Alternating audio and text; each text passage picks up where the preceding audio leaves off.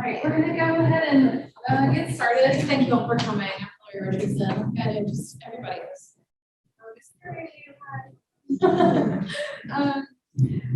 This is the summation of weeks of work for 5 students who participated in the summer scholarship program, which is supported by the Hemidacus Office of Alumni and Development. And what we're going to hear today are 5 students from 4 different departments talk about the research that they did over the summer, and they have to continue that research. If you're joining us on Zoom, you can use chat to make sure that you can hear me. If you can hear me, please say, yes, I can hear you on chat. And we will have time at the end for questions for our students. So if you have a question out here, just say it out loud. In a normal situation, and if you have a question on Zoom, you can either use chat or unmute yourself. We'll be monitoring.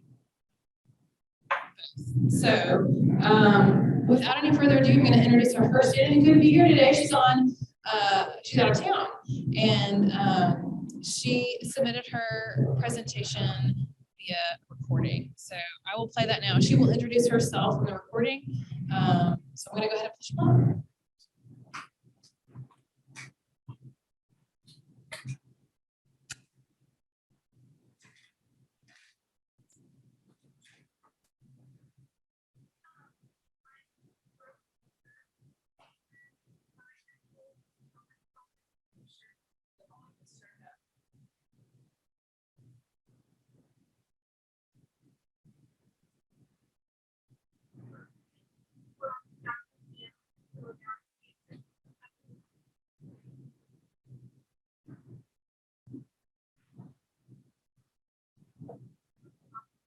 Is the sound on YouTube all the way up?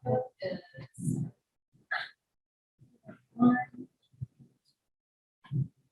There's also a volume control on like on the remote.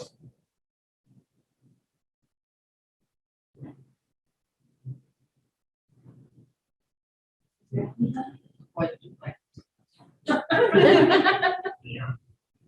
Our focus this summer was on transgender inequality in healthcare. A little bit about me, I am a registered nurse, and I recently graduated from MEW with my Bachelor's of Science in Nursing. And I plan on continuing my education and applying for the Master's of Science in Nursing this upcoming spring, and hope to continue my education at MEW, and if given the opportunity, continue my research as well. As a starting point, we both read The Remedy and The Care We Dream Of by Zena Sharman. In The Remedy, it is personal stories and the voices of LGBTQ+ individuals and the challenges that they face and how they're associated with increased health disparities. In The Care We Dream Of, it shows that change is possible in today's healthcare system. However, it is going to take consistency across educational programs to incorporate LGBTQ+ content to provide quality care. Now, you may be wondering, why does it matter? These are the 6 key concerns in this community. For example, 1 in 5 transgender individuals get denied care by healthcare providers. Furthermore, LGBTQ+ face increased healthcare disparities. This is because they have decreased access to care and decreased access to culturally competent providers. I have some personal stories up here that are in The Remedy, but I am not going to cover them all, as I really encourage you to read The Remedy. However, I do want to go over one story that stood out to me, and that is Soma Nevidson. She is a transgender student enrolled in a nursing program, and she faces invalidation of who she is as an individual on a daily basis. For example, in one of her lectures, the nursing professor states, there are 3 non-modifiable factors that they will never change: age, race, and gender. I repeat that: age, race, and gender. Within our literature review, these are some of the key points that we found. One thing that I think is very important to point out is that in one of the studies, there were 140 nursing programs that participated in this research. Most of those nursing schools taught fewer than 5 hours of LGBTQ+ content. I don't know about you, but if I was going in and the roles were reversed, and I went in knowing that my healthcare provider only had gotten 5 hours of education on how to treat me, that would raise a red flag for me. I also felt it was very appropriate to point out that in the South, it is statistically proven that Southern states teach fewer hours of LGBTQ+ content and fewer topics overall than any other region. It's also important to bring up virtue ethics. This shows how philosophy and medicine intertwine. Virtue ethics is about doing virtuous things, aka good things.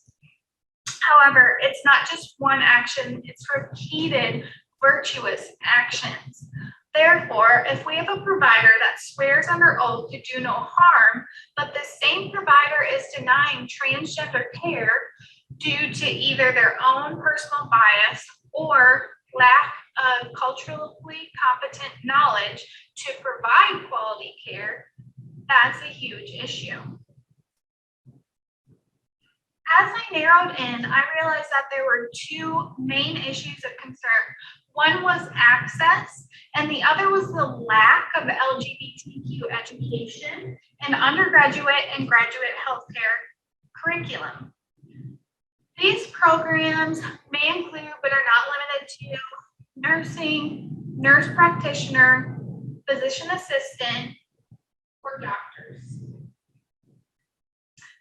I found throughout our literature review that there was a lack of LGBTQ+ education in current curriculum and initiative to make up for lack thereof. There was talk about toolkits, and there were individual programs implemented within specific universities. However, I noticed a lack of standardization nationwide. My plan is to have a primary focus on the lack of LGBTQ+ content in undergraduate nursing programs. I also plan on attending the Trans and Gender Affirming Care Workshop this September and applying for the International Conference on Ethics Across the Curriculum this October, and I hope to present there. I want to leave you with this very simple but powerful statement. As I'm unable to be physically present, I still want to be open to answering any questions you have. Therefore, please scan this QR code and you can find out how to contact me so we can further the discussion of transgender inequalities in healthcare. Thank you so much for your time.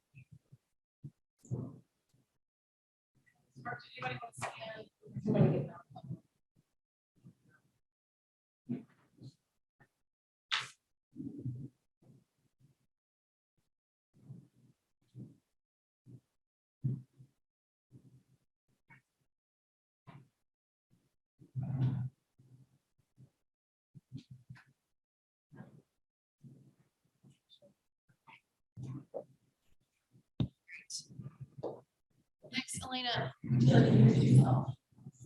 I'm gonna let Elena introduce herself, and then I will cue up her presentation.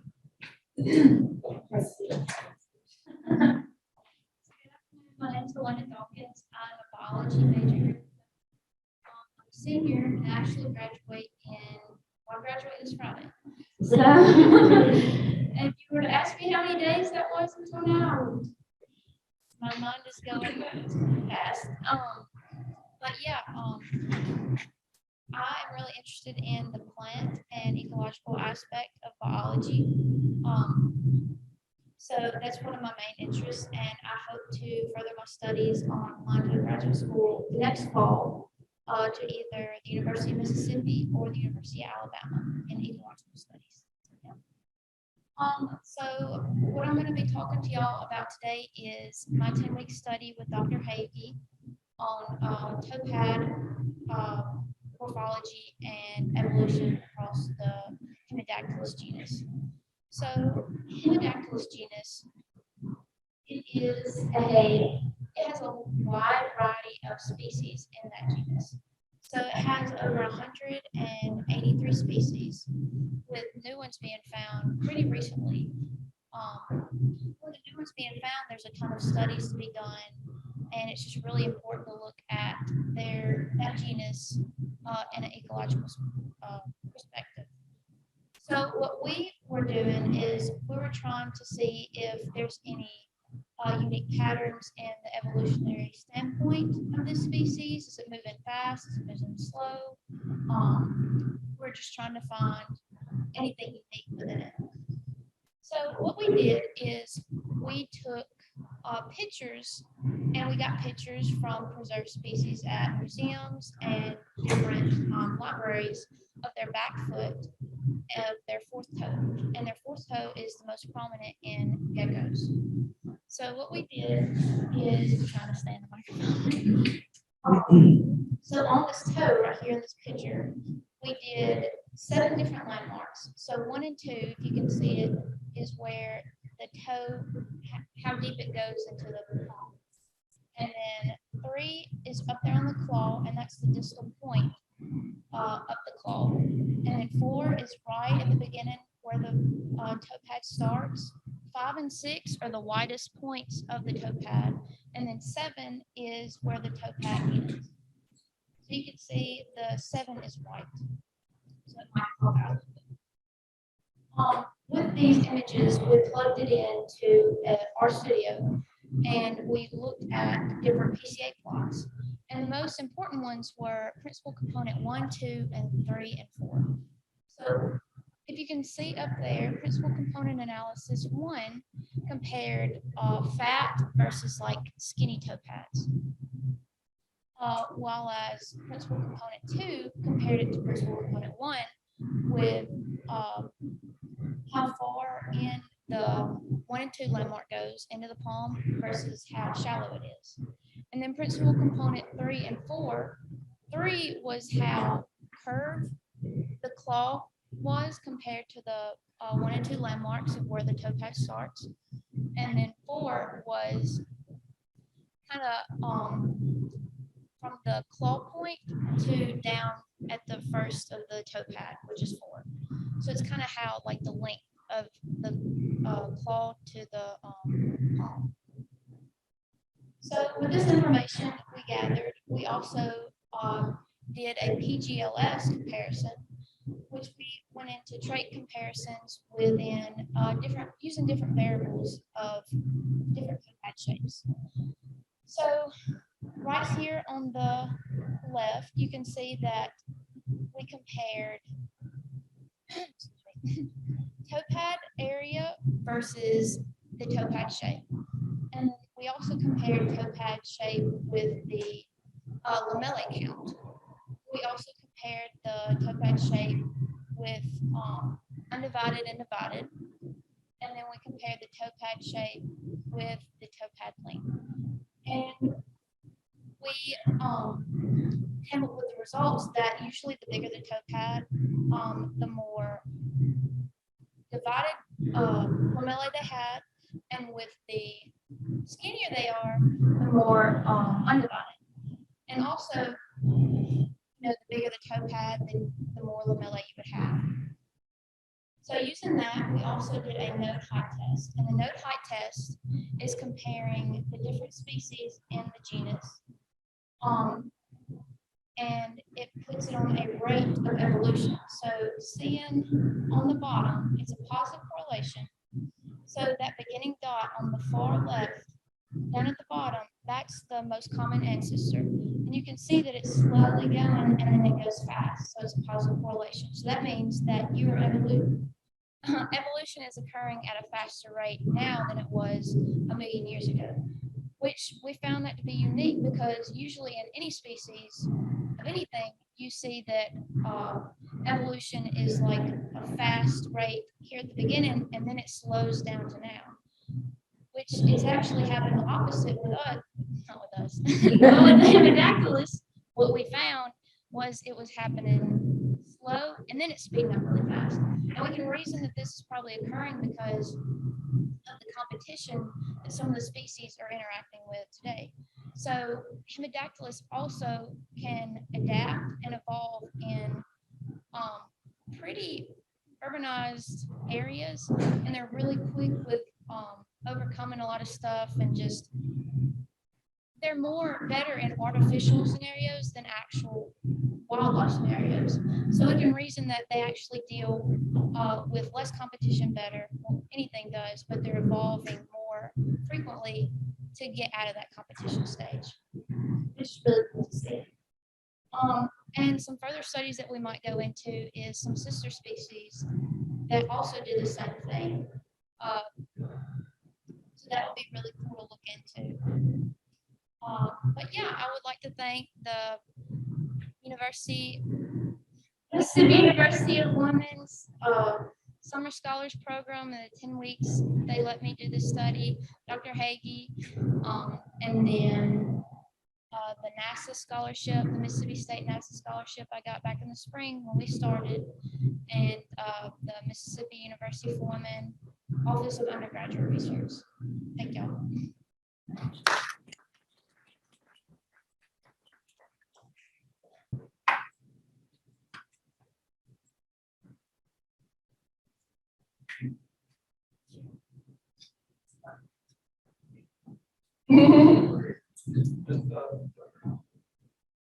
It's connected to the back. My name is Reggie. I'm a graphic design major at UW. I'm going to be a senior, but I plan on graduating in the following. Yeah, I want to do industrial design and do my master's. I'm not sure where just yet, just because there's not many programs in Mississippi. Actually, there's not.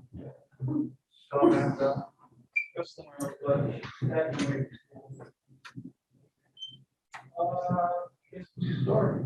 Okay, so at the beginning of my research, the first term was mostly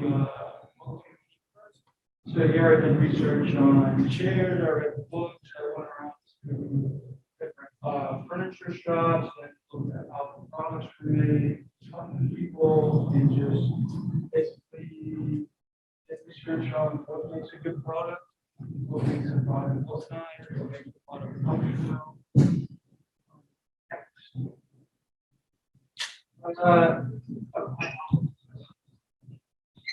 Then the second part of that first term was modeling. So all these pictures are kind of just to help me organize. There was like 50 different drawings that I had done on everything, but here's some of the drawings that I did on what my product was gonna look like.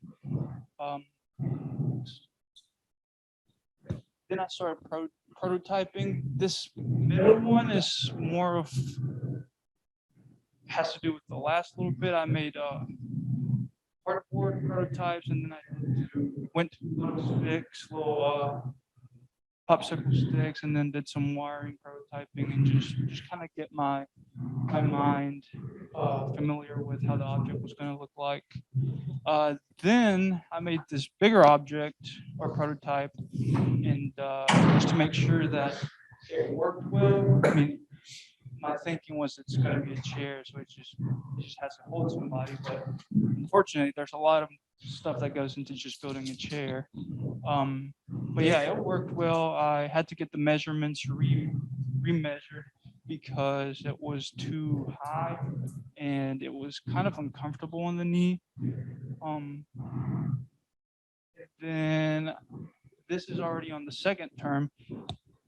I went to Mississippi State's Idea Shop. It's downtown Starkville. I got a membership there and they helped me out a lot with the prototyping and getting the product done. I had to learn pretty much every tool that there is in the wood shop, which was probably the hardest thing about the whole project. But for my first big working prototype, I used a CNC machine, and my idea was to cut it out on little pieces and fit it together like a puzzle. And that was going to be the easiest way. It turns out the CAD program didn't let me want to do that. I had to learn the CAD program, which took a little bit. And then there's issues in user experience with the CAD program that were unforeseen. And it was just kind of a mix up between getting the idea from the computer to the CNC machine. And then we ran into a little problem. My woodworking skills aren't very good. And so I had to make up for that a little bit. And along the way, I was learning about woodworking and just basically problem solving. The chair broke, which was not good. So we had to start from scratch again, not from scratch, but just kind of fix it. The biggest issue I had was wood. I had to research what kind of wood was going to be best for the chair without cutting into expenses too much, because wood is very expensive at the moment. And yeah, so I went with premium white pine, which seemed to work pretty good. It was hard enough for me to work with and sit on without it breaking too easily. Unfortunately, you can't really cut curved pieces on a single piece of wood because the grain never changes, and where the grain hits a bend, it's going to break. My thinking was, yeah, it's going to have a weak point, but wood's pretty strong, which is not the case. The wood broke. So that's where the wood broke.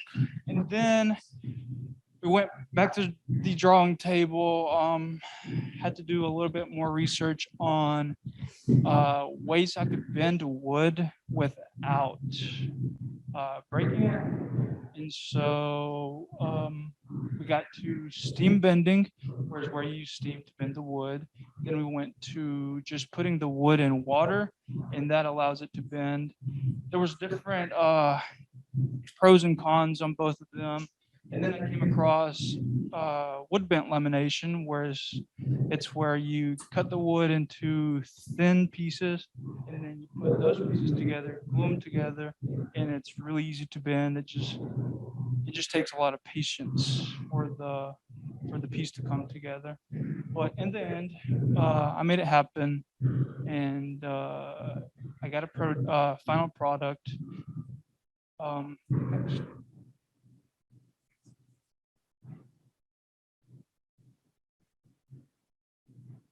So that's what the final product ended up turning like.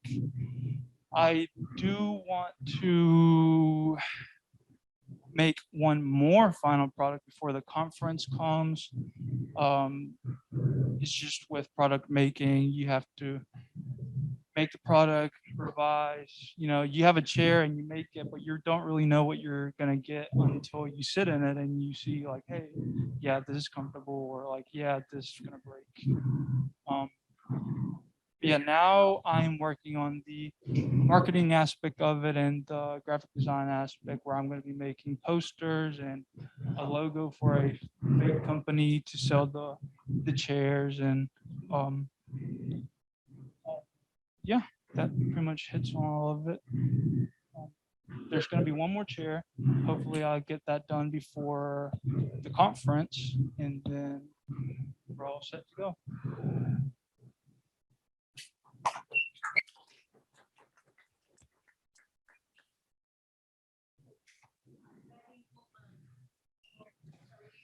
All right. And Maggie, and we'll come back to you now, okay?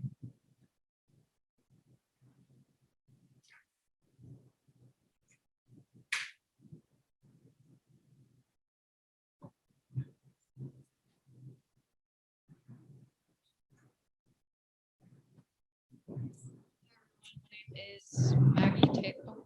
My name is Maggie Taylor. I am a junior and I am a biology major. This summer I worked with Dr. Heda in his cell and molecular research lab for his research in cystic fibrosis. So the focus of my research this summer was to study the effects of chloride activating compounds on delta F508 CFTR.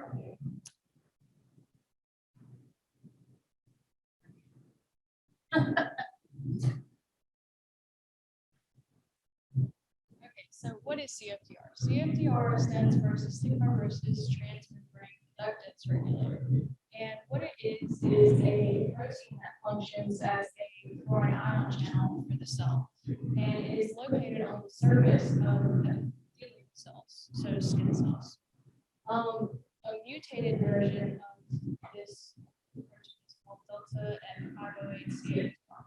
And when this protein is mutated, it blocks this channel, which this channel regulates the balance of salt and water entering and exiting the cell. So when this is blocked and the protein is mutated, it creates a thick and sticky mucus that sits on top of the cell.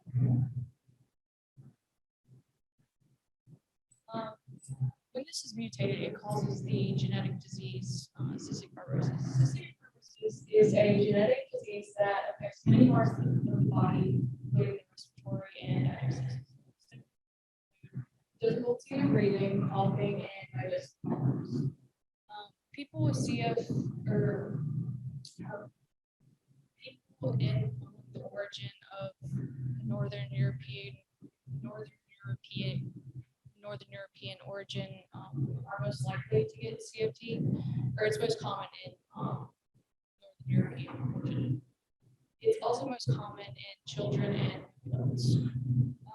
There are current therapeutic treatments for CFT, like antibiotics and enzymes, but there currently is no cure. So the methods of my research was treating a certain cell line with a activating compound called Pca. This compound we got, or Dr. Heda got from India, and it's a compound that we believe might help open this channel of the mutated protein.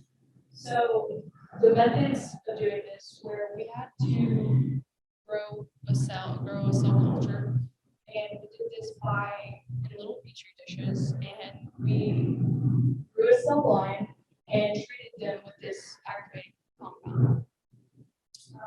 After this, we did this method of sonification, which is basically breaking up the cells so that the proteins are released. And we sent it through a protein assay, which is basically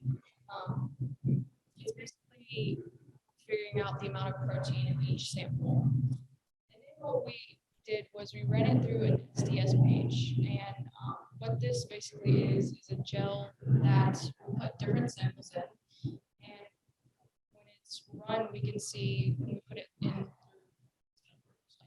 When we run this page, we then do a technique called Western blotting, which you can see the weight of the particular proteins in each sample.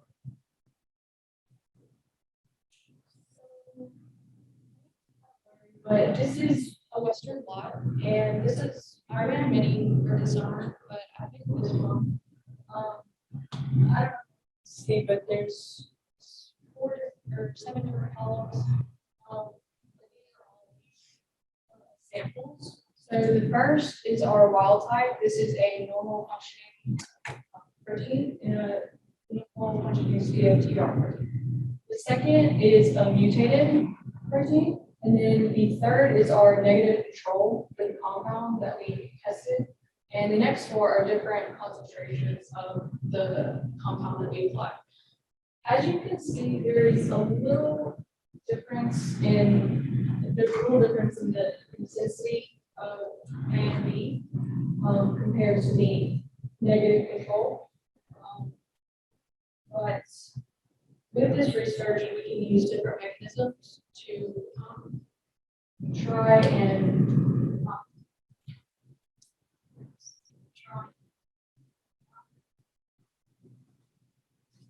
help this mutated protein become its more mature and normal functioning state.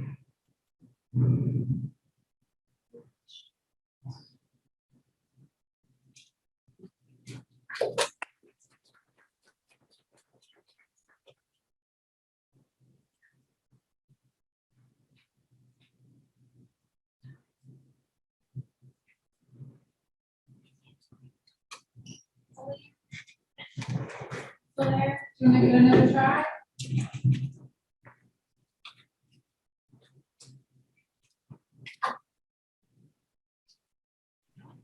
Yes, ma'am. I'm so sorry. Hi everyone. My name is Olivia Jefferson. I'm a senior here at MUW. I'm a transfer from Mississippi Valley State University, which I study in biology there, but now psychology major, wishing to pursue my degree in mental health counseling at Mississippi State. So the research me and Dr. Brooks was able to do was on the personal responsibility and work opportunity of Section 115 of Family's Wellbeing. So this summer, I was challenged to find historical data on the Personal and Responsibility and Work Opportunity Act, which was intended to give assistance to families in needs. By collecting information websites, I'm so sorry. Can you guys see by collecting information from government websites such as Sense and the Department of Justice, I was able to find that by the data given, privacy is still a key issue in today's societies. Plural responsibility was to be able to provide assistance to families, also government assistance such as TAF and SNAP, such as TAF is not to needy families. However, this wasn't enough to move families out of poverty, that we have many families still in poverty in today's society. So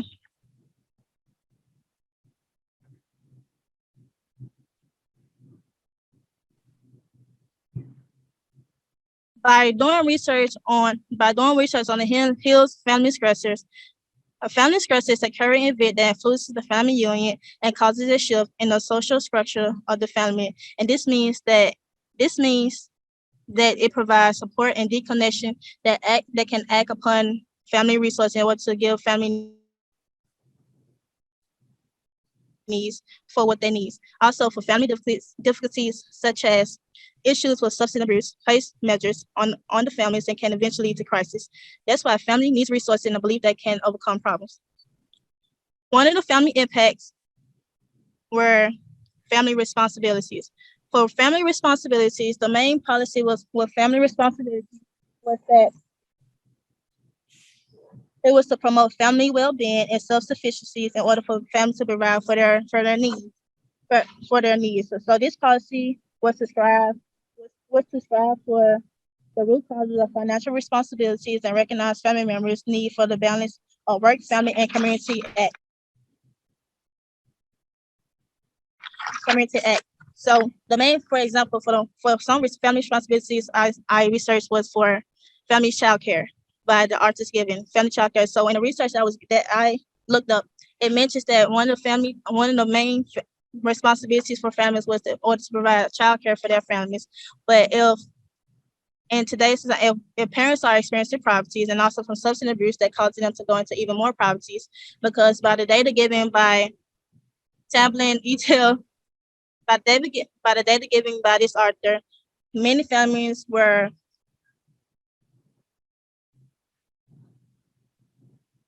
to be in even extreme poverty because of substance abuse for what they have done in their, I would say, past. And it was also struggling financial support as well as caregiving support. Some family stability was aimed to expose negative development outcome and disadvantages amongst children and their families. Some negative outcomes in their children were social, connective, and academic outcomes, which called, and this policy showed that these families not only provide on government assistance such as family stuff, but also on other assistance such as Social Security, and that families were able to afford. And family relationships, as the data was given, as the family relationship, as data was given, family impacts was showing that healthy relationships were a key aid in order for families to be able to support one another. And the data I was given, it shows how if families are to have a healthy relationship with one another, with one another, then they will be able to provide assistance in order to give their family members who have experienced substance abuse treatments, as it says in the data given here. And the last but not least, as it says here, diverse families. In the data I was given, diverse families was the main families who was also impacted by the assistance who weren't able to be able to who wasn't able to be able to access the resources given. As it says in the data here, diverse families were experiencing discrimination and race ethnicity, which caused them to not be able to gain resources and access and be able to gain resources and accesses. So in the data given, so in this research, it just shows that in today's societies, we are still experiencing poverty amongst child poverty, and also poverty for families. So for the Personal Responsibility and Work Opportunity Act does not help families in today's society.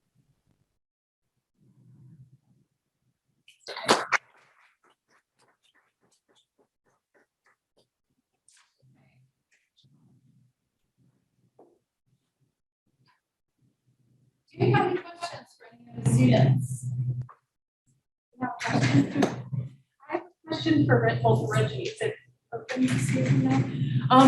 Yeah, I actually just yesterday was at the antique mall and I got 4 tonneau chairs. I think one of the models that you drew, the tonneau, the German cabinet maker, you did his 1830s cafe chair. Like he was credited with being the pioneer of the steam bending technique that you talked about. So my question was like, did you try bending plywood? Because that's what the type of wood that he used, and he just put a veneer. So that was the first question. Second question, when you do come to the conference, are you going to bring your chair so we could try to sit in it? Are you going to maybe keep a log, like trying to sit in it, like lean back? Is it starting to break? Can you read in it? I'd be curious. Second question, I will bring the chair.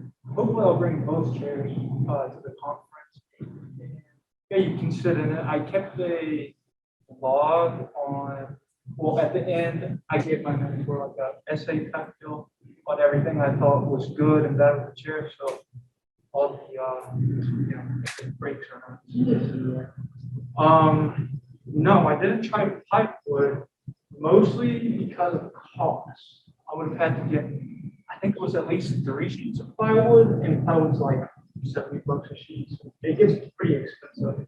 And so the overall cost of my project is $200. That's just everything I spent on it. So that's one of the main reasons I didn't use plywood. I just use regular two-by-fours.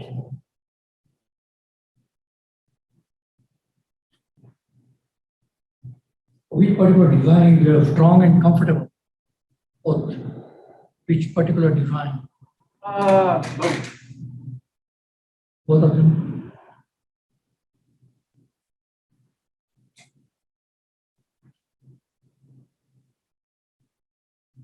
Rosie, I'd like to know why you chose chairs of all the things that you had considered before. What made you decide on chairs? Okay, so the three options were paintbrush, just because I'm a graphic designer, I do art on the side, so paintbrushes and. Oh, Odie the Owl bobblehead. I started on the Odie the Owl bobblehead, but you can get companies to do that. It just did a Google search. And just said, what you can search. And then I just kind of wanted to challenge myself and do something that I.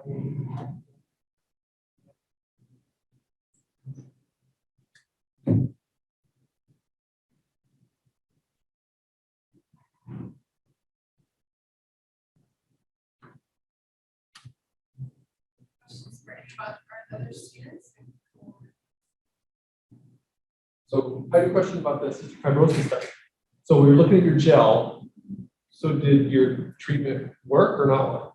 I think the thing that I forgot to explain was that the two different lines you saw, the top line, that it was a mature and normal functioning protein, and the bottom line was a still. Can you put that slide back? The bottom line was still kind of immature. It hadn't reached to the point where it needed to be in cell. The third line you see is a negative control for the compound that we treated it with, and the next four are the samples we treated with compound. I don't know if you can tell, but the last four are a bit more defined in the band. That's a sign that there's more protein being made, and that's a good sign, but it's still not, C-band, but even that is, we can use this research to help figure out a way to make these proteins more mature.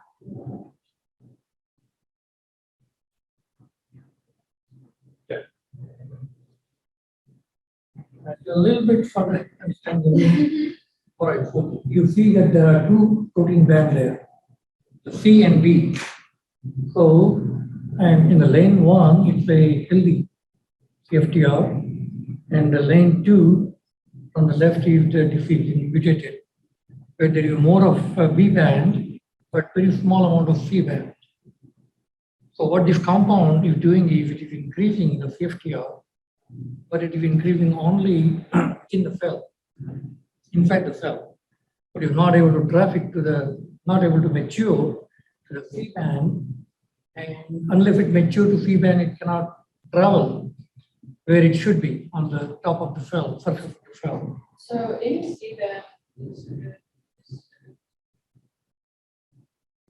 So what it's showing is that it's able to increase the protein, but unfortunately, we don't know why this protein is not able to reach where it should be. So maybe there are some other reagents that we try, some other inhibitors of trafficking inhibitors. When we add, then it may allow it to mature and become C.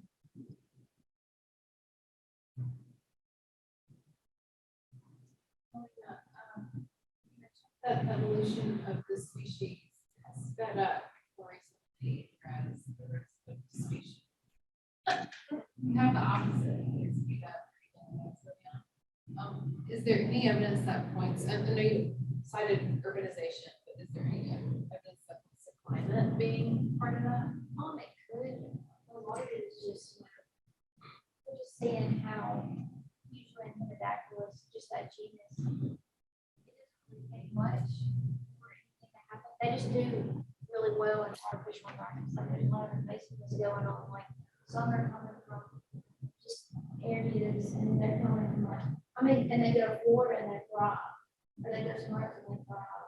But usually, like with others, anything else, it kind of takes a little while. But with Hemidacus, that's just one of the genes. It's just growing really fast. Okay. That's one evident. Climate change, I guess we haven't really, that could, be a big part of it too.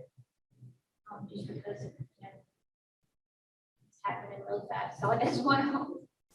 Is it too fast for us to measure in evolution?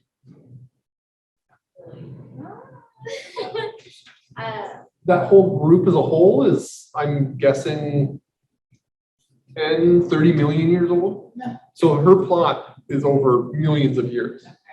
So yeah, climate change would just be the little tick at the end. Okay. Yeah. The overall significance of this, What's that? what is the overall significance this type of study?